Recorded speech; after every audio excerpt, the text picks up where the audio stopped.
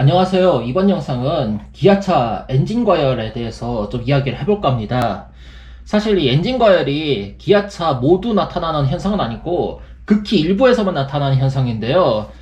이번 사례는 최근에 한 인터넷 커뮤니티에 올라온 K7 프리미어 2.5 엔진 엔진 과열 현상에 대해서 이야기를 해볼까 합니다. 이번 같은 경우에는 출고한 지 3년밖에 안 됐다고 합니다. K7 프리미어죠.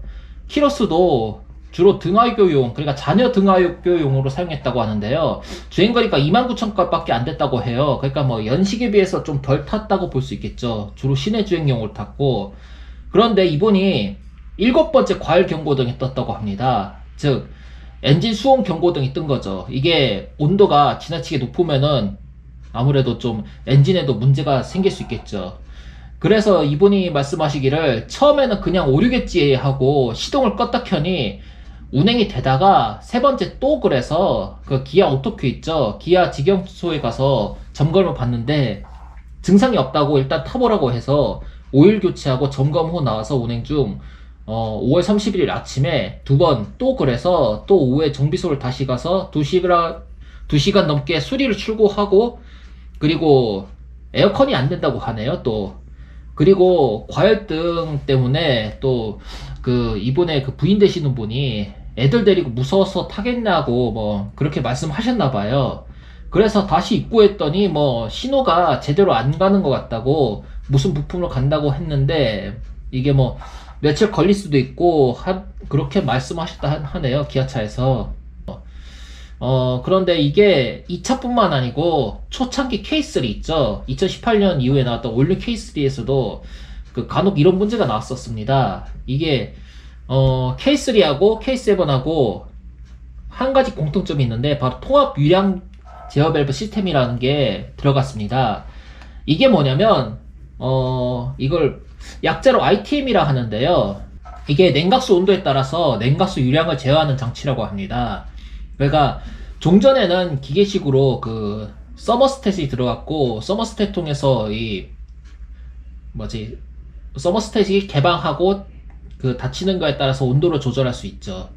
그리고 보통 서머스탯 개방 온도가 차종마다 조금씩 다른데 보통 90도 내외로 알고 있어요. 그런데 이 장치를 적용을 하면은 조금 더 높은 온도에서 이게 작동이 되거든요. 왜냐하면 연소 효율성 있죠. 이게 온도가 높으면 높을수록 이론적으로 이 연비가 좋아지고 출력도 좋아집니다. 즉 연소 효율성이 좋아진다는 거죠.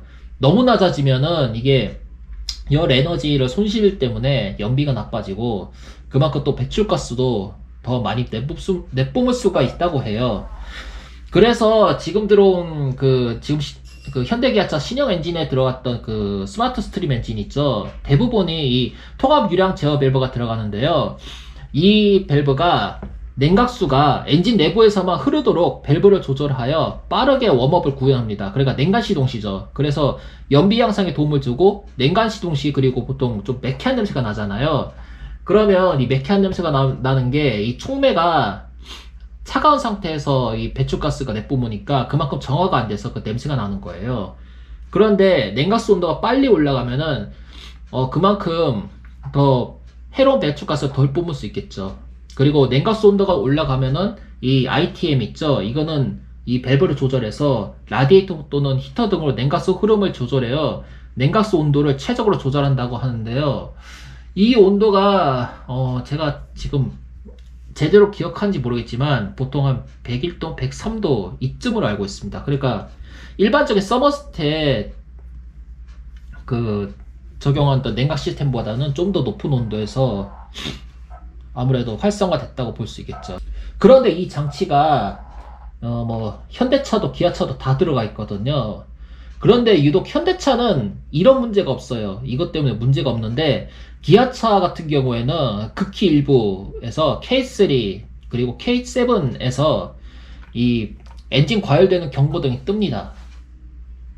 이게 왜 그런지는 저도 잘 모르겠어요. 그런데 이 둘의 공통점이 ITM이 들어갔다고 해요. 그런데 이렇게 수온 경고등이 뜨면은 아무래도 엔진이 오버히트 되겠죠. 엔진이 오버히트 되면은 또 이 헤드 쪽에 또 좀 문제가 생길 수가 있어요. 그래서 뭐 헤드가 뒤틀리거나 하면은 이 헤드하고 그리고 이 실린더 블럭하고 밀착이 돼야 되는데 밀착이 안 돼서 이게 틈새가 벌어지면은 아무래도 이 냉각수하고 뭐그 엔진을 섞일 수 있고, 아무튼 정상 온도보다 더 높은 온도에서 이게 작동이 되니까 엔진 내구성에는 좋지는 않겠죠. 아무튼 이게 유독 기아차에서만 많지는 않지만 이런 문제가 보이는데, 기아차에서 이거를 원인을 좀 파악을 해서 고객들이 만족할 만한 서비스를 받을 수 있도록 좀 노력하는 자세가 필요하지 않나 싶어요. 이번 영상은 여기서 마치겠습니다.